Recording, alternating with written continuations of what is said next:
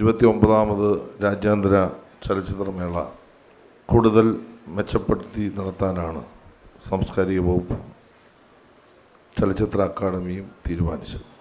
കഴിഞ്ഞ കാലങ്ങളിൽ നിന്ന് വ്യത്യസ്തമായി 30ാമത് വർഷത്തിലേക്ക് എത്തുമ്പോൾ മറ്റ് ചില ചടങ്ങുകൾ കൂടി ഇതിൻ്റെ ഭാഗമായി സംഘടിപ്പിച്ചിട്ടുണ്ട്.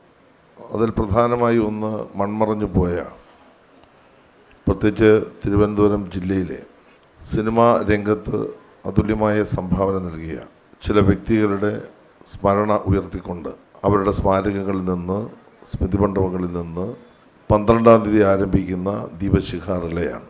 ആ ദീപശിഖ റിലേ അന്ന് വൈകിട്ട് തിരുവനന്തപുരത്ത് എത്തിച്ചേർന്ന് ആ ദീപശിഖ കൊളുത്തുന്നതോടുകൂടിയാണ് ഈ രാജ്യാന്തര ചലച്ചിത്രമേളയ്ക്ക് തുടക്കം കുറിക്കുന്നത്. 13-ാം തീയതി കേരളത്തിൻ്റെ പ്രിയപ്പെട്ട മുഖ്യമന്ത്രി ശ്രീ പിണറായി വിജയൻ അവരുകളിത് ഉദ്ഘാടനം ചെയ്യും. 15-ാം തീയതി സ്ത്രീപക്ഷം എന്ന് ഉദ്ദേശിച്ചുകൊണ്ട് തന്നെ ഈ വർഷം മലയാള സിനിമയിൽ 1980 കാലയളവ് വരെ ഏറ്റവും സമഗ്രമായി സംഭാവന നൽകിയ വനിതാ രംഗത്തുള്ള വനിതകളായ ചലച്ചിത്ര നടിമാരെ ആദരിക്കുന്നൊരു ചടങ്ങ് നമ്മൾ സംഘടിപ്പിച്ചിട്ടുണ്ട്.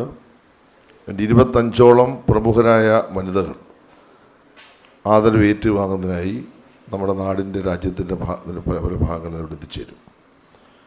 അത് കഴിഞ്ഞ കാലങ്ങളെക്കാൾ വ്യത്യസ്തമാണ് ഈ വർഷം അത്തരം ഒരു പരിപാടി. അങ്ങനെ വ്യത്യസ്തതകൾ, പുതുമകൾ നിറഞ്ഞ ഒരു രാജ്യാന്തര ചലച്ചിത്രമേളയാണ് നടക്കുന്നത്. 13,000 ഡെലിഗേറ്റ്സുകളാണ് ഇതിൽ പങ്കെടുക്കുന്നത്. അതിൽ അവർക്ക് എല്ലാവർക്കും കൃത്യമായി സിനിമ കാണുന്നതിനുള്ള സംവിധാനം ഒരുക്കിയിട്ടുണ്ട്.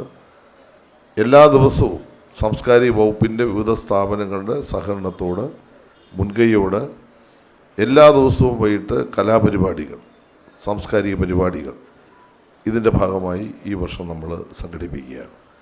ലോകത്തെ ഒരുമിപ്പിക്കാൻ, രാജ്യത്തെ ജനങ്ങളെ ഒരുമിപ്പിക്കാൻ, മലയാളികളെ ഒരുമിപ്പിക്കാൻ, സിനിമാ പ്രേമികളെ ഒരുമിപ്പിക്കാൻ, എല്ലാത്തിനുപരിയാണ് മനുഷ്യൻ എന്ന ഏറ്റവും വലിയ ഉജ്ജ്വലമായ ആശയം ലോകത്തിന് മുമ്പിൽ സമർപ്പിക്കാൻ കേരളം കാണിക്കുന്ന ഈ ആത്മാർത്ഥതയാണ് ഈ രാജ്യാന്തര ചലച്ചിത്രമേള. അതാണ് ഈ ഗവൺമെൻറ്റിൻ്റെ നയം, ഈ ഗവൺമെൻറ് ലക്ഷ്യം. അതിനാവശ്യമായിട്ടുള്ള ഡെലിഗേറ്റ് സെല്ലിൻ്റെ ഉദ്ഘാടനം നിർവഹിച്ചു കഴിഞ്ഞു. ഇത് വളരെ അഭിമാനകരമായ ഒരു നിമിഷമാണ്. 29ാമത് അന്താരാഷ്ട്ര ചലച്ചിത്രോത്സവം നടക്കുമ്പോൾ ഈ കഴിഞ്ഞ 28 മേളകൾ ഓരോന്നായിട്ട് നമ്മളിങ്ങനെ അഭിമാനത്തോടെ ഓർക്കേണ്ടതുണ്ട്. ഈ അവസരത്തിൽ കേരളത്തിന് സ്വന്തമായിട്ടൊരു ചലച്ചിത്രമേള ഉണ്ടാകണം, ഒരു അന്താരാഷ്ട്ര ചലച്ചിത്രമേള വേണം എന്ന ആശയം അതാദ്യമായി മുന്നോട്ട് അവതരിപ്പിച്ച മഹാവ്യക്തിത്വങ്ങൾ നിരവധിയുണ്ട്. അവരെല്ലാം ഹൃദയപൂർവ്വം ഈ വേദിയിൽ ഞാൻ അനുസ്മരിക്കുകയാണ്. അവരൊക്കെ നൽകിയ ആ വലിയ വെളിച്ചത്തിലാണ് നമ്മൾ മുന്നോട്ട് ഇത്രയും കാലം പോകുന്നത്. ഒരുപാട് പേരുണ്ട്, ഓരോ പേരുകൾ എടുത്തെടുത്ത് പറയേണ്ടതാണ്. Film society പ്രസ്ഥാനങ്ങളുണ്ട്. ഇതിലൂടെയൊക്കെ ഈ കഴിഞ്ഞ കാലങ്ങളിൽ മലയാള സിനിമയിൽ ഒരു പുതിയ ഭാവുകത്വ പരിണാമത്തിന് നമുക്ക് സാധ്യമായിട്ടുണ്ട്. മലയാള സിനിമ ഇന്ന് ലോക സിനിമയിൽ തന്നെ ഏറ്റവും ശ്രദ്ധേയമായ ഒരു സാന്നിധ്യമായി മാറിയിട്ടുണ്ട്. വർത്തമാനകാല സാഹചര്യത്തിൽ മലയാള സിനിമയിൽ ഉണ്ടായ പല ചർച്ചകളുണ്ട്. അതിൻ്റെയൊക്കെ അടിസ്ഥാനത്തിൽ ഇതൊരു ലോക സിനിമയിൽ വനിതകളുടെ വലിയ സംഭാവനകളെ, വനിതകൾ ആ വലിയ പ്രതിഭകളെ നമ്മൾ ആദരിക്കുകയും അംഗീകരിക്കുകയും ഒക്കെ ചെയ്യുന്ന അത്തരമൊരു മേളയായി കൂടിയൊക്കെ ഈ മേളയ്ക്ക് വലിയ പ്രസക്തിയുണ്ട്. അത് വരും ദിവസങ്ങളിൽ നിങ്ങളത് അടുത്തറിഞ്ഞ് അത് നിങ്ങൾ കാണാൻ പോകുന്ന ഒരു ഫെസ്റ്റിവലാണ്. അതിൻ്റെ മറ്റ് വിശദാംശങ്ങളിലേക്കൊന്നും ഞാൻ കടക്കുന്നില്ല.